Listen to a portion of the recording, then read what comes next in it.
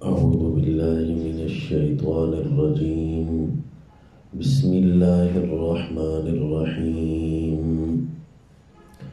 يا أيها الذين آمنوا من يرتد منكم عن دينه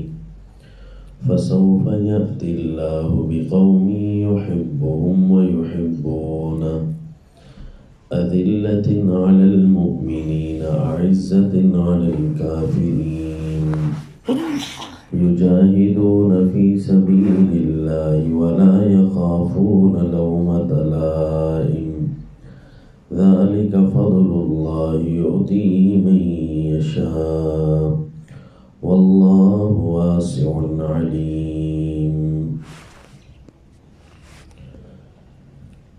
یا ایہا الذین آمنوا من یرتد منکم عن دینہ، سورۃ المائدہ آیت نمبر 54۔ اے ایمان والو، جو تم میں سے کو مرتد ہو گیا۔ ان سے پچھلی آیتوں میں ان کو خطاب ہے جو یہود و نصارہ کی طرف کھچاؤ رکھتے ہیں، ان کے ساتھ محبت رکھنے کو اچھا سمجھ رہے ہوتے ہیں، دلی دوستیاں قائم کرتے ہیں، دین حق کو اتنی وقت نہیں دیتے کہ ہم زمانے کے ساتھ چلنا ہے اور ان کو اپنا دوست بناتے ہیں، دین اسلام والوں کو پیچھے کرتے ہیں۔ تو نام کے مومن ہوتے ہیں لیکن درجہ نفاق کا، منافقت کا ہوتا ہے۔ تو انہی کے خطابات چل رہے ہیں۔ تو ساتھ یہ بھی فرمایا، اے ایمان کے دعوے دارو، اے مومنو، تم میں سے اگر کوئی مرتد ہو بھی گیا اللہ کے دین سے، یہود و نصارہ کی طرف پھر بھی گیا، تو اللہ کو نقصان نہیں، نقصان تمہارا اپنا ہے کہ اونچے مرتبے سے نیچے گر گئے۔ اللہ تو کسی اور کو بھی لے آ سکتا ہے۔ فَسَوْفَ يَأْتِ اللَّهُ بِقَوْمٍ، اللہ ایک ایسی قوم بھی لائے گا جن کے اندر یہ صفات ہوگی۔ 6 صفتیں اللہ نے بیان فرمائی نیک لوگوں کی۔ يُحِبُّهُمْ وَيُحِبُّونَ، جو اللہ ان کو پسند کرے گا، محبوب رکھے گا، اور وہ اللہ ہی کو محبوب رکھیں گے۔ دین اسلام ہی وجہ محبت، اللہ ہی وجہ محبت، اللہ کے ساتھ محبت، اللہ والی چیزوں کے ساتھ محبت ان کے اندر ہوگی۔ اذلۃ علی المؤمنین اعزۃ علی الکافرین، اپنے مومنوں پر انتہائی رحیم و کریم اور عاجز بن کر پیش آئیں گے۔ اعزۃ علی الکافرین، جبکہ کفار کے مقابلے میں سخت گیر ہوں گے اور ان کے طرف دوستیاں اور ان سے متاثر نہیں ہوئیں گے۔ یجاہدون فی سبیل اللہ، 5ویں صفت کہ اللہ کی راہ میں جہاد کریں گے، یعنی اپنے جان تک کو بھی اللہ کے سامنے پیش کر دیں گے، مال تک کو بھی اللہ کی محبت میں پیش کر دیں گے تاکہ دین حنیف بلند ہو۔ ولا یخافون لومۃ لائم، بس کسی ملامت کرنے والے کی ملامت کی پرواہ نہیں کریں گے۔ لوگ یہود و نصارہ کے کلچر کو اس لیے اپناتے ہیں تاکہ زمانہ جو ہے ہمیں ماڈرن سمجھے، زمانہ ہمیں اونچا سمجھے، اور لوگوں کی ملامت کی سے ڈرتے ہیں کہ وہ کہیں گے تم یوں کرتے ہو، تم یہ کرتے ہو۔ دین اسلام کی باتیں لاگو کرتے ہوئے انہیں لوگوں سے ڈر لگتا ہے۔ تو فرمائے یہ جو قوم لاؤں گا، اچھے لوگ آئیں گے، یہ وہ ہوں گے جو اللہ کے معاملے میں کسی ملامت کرنے والے کی ملامت کی پرواہ بھی نہیں کریں گے۔ ذَلِكَ فَضْلُ اللَّهِ يُؤْتِيهِ مَن يَشَاءُ، یہ اللہ کا فضل ہے جو اللہ جس کو چاہتا ہے دیتا ہے۔ یہ 6 صفات اور 6 خوبیاں یہ اللہ کا فضل ہے، اللہ جسے چاہے دیتا ہے۔ واللہ واسع علیم، اور اللہ تعالیٰ وسیع علم رکھنے والی ذات ہے۔ یہ اللہ تعالیٰ کا فضل اور انعام ہے کہ اللہ تعالیٰ ایسے لوگوں میں کسی کو شامل کر دے، یا اللہ ایسا کسی کو بنا دے۔ جبکہ یہ صحابہ اکرام والی عظیم جماعت یہ اللہ تعالیٰ کی ان فضل و احسان کے لے کر دنیا میں آئی بھی ہے، اور ایسی قوم نے ایسا بن کر دکھایا بھی ہے کہ یہ عمدہ لوگ تھے اور سارے اچھے لوگ تھے۔ دین اسلام لاگو کرتے ہوئے ان کو جو بلندیاں ملی، لوگ ان کو اپنا آئیڈیل بناتے اور لوگ ان کی نقالیاں کرتے، نہ یہ کہ یہ کسی اور قوم کی نقالیاں کرتے۔ صحابہ اکرام ایسی جماعت رہی ہے کہ ہر دنیا کی طاقت ان کو ان کی نقش قدم پر چلتے اور ان کی مثالیں دیتے۔ مسند احمد میں ایک روایت ہے، سیدنا ابو ذر رضی اللہ تعالی عنہ فرماتے ہیں، امرنی خلیلی صلی اللہ علیہ وسلم بسبع، کہ حضرت ابو ذر فرماتے میرے دوست محمد صلی اللہ علیہ وسلم، میرے محبوب، انہوں نے مجھے 7 چیزوں کا حکم دیا۔ امرنی بحب المساکین والدنو منہم، مجھے حکم دیا کہ غریبوں کے ساتھ محبت رکھا کرو اور ان کے قریب رہا کرو۔ وَأَمَرَنِي أَنْ أَنظُرَ إِلَى مَنْ هُوَ دُونِي، اور مجھے یہ حکم دیا کہ میں اپنے سے نیچے کی طرف تو نگاہ کروں۔ وَلَا أَنظُرُ إِلَى مَنْ هُوَ فَوْقِي، اور جو میرے اوپر ہیں اس کی طرف میں نہ دیکھوں، یعنی کہیں اللہ تعالیٰ کی نہ شکری لازم نہ آ جائے، اور وہ نعمتیں جو اللہ نے آپ کو دی ہیں کہیں اس کی شکر میں کمی نہ آ جائے۔ وَأَمَرَنِي أَنْ أَصِلَ الرَّحْمَ،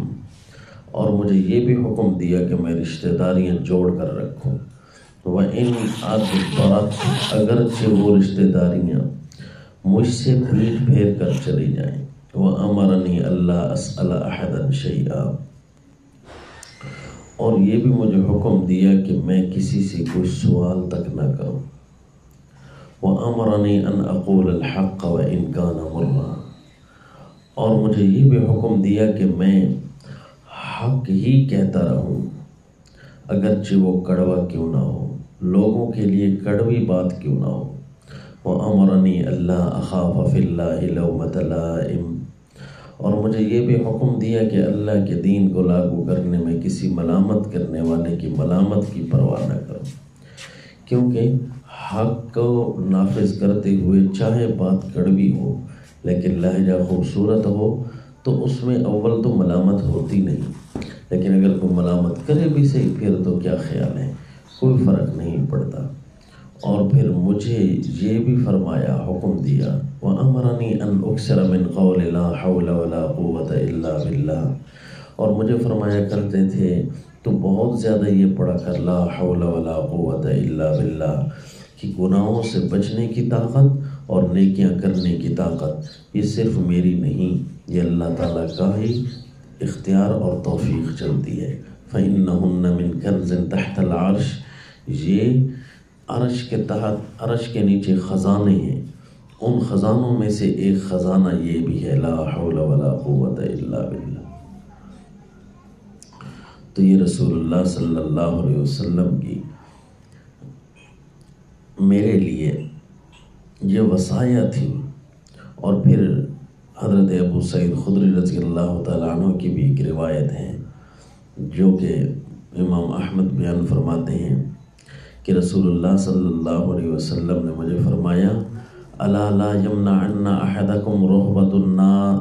الناس ان یقول بحق اذا رآہ او شہدہ، خوب سن لو لوگوں، تم میں سے کسی ایک کو کسی لوگوں کا رعب اور دبدبہ حق کہنے سے روک نہ دے، اگر حق کو دیکھے یا حق کے سامنے کھڑا ہو تو بھائی لوگ کیا کہیں گے یہ کہتے ہوئے حق سے پیچھے نہیں ہٹنا۔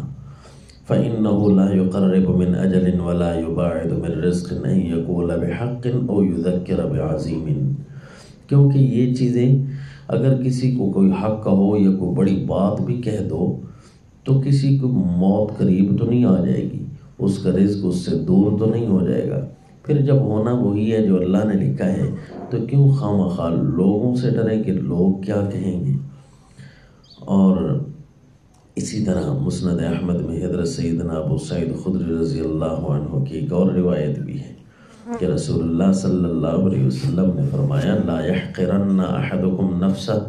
ان يرى امرا لله فيه مقال فلا يقول فيه،